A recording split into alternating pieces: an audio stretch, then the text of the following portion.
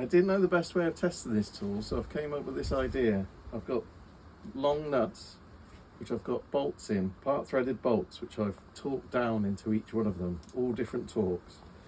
I've got 10 Newton meters, 15, 20 and 25. I've also put some Loctite in it. I'm going to see if traditional easy outs can get their out before trying this new tool. The problem is with easy outs, they're tapered, so you're only going to get part of a thread that actually locks into the stud that's broken.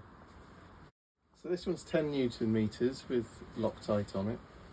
I'm going to use this one. I've drilled it out to a 5.5 hole, and it's expanding into the threads the further it goes down.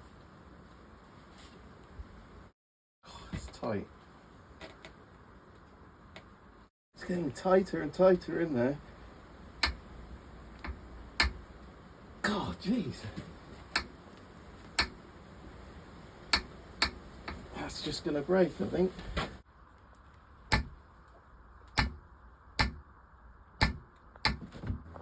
I'm going to use the new tool now. This is the 10 Newton meter one with Loctite in it. So first of all, you have to shape the holes using the reamer.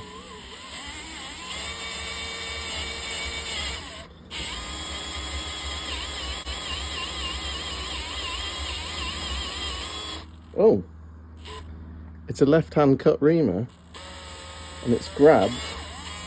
That's 25 Newton meters.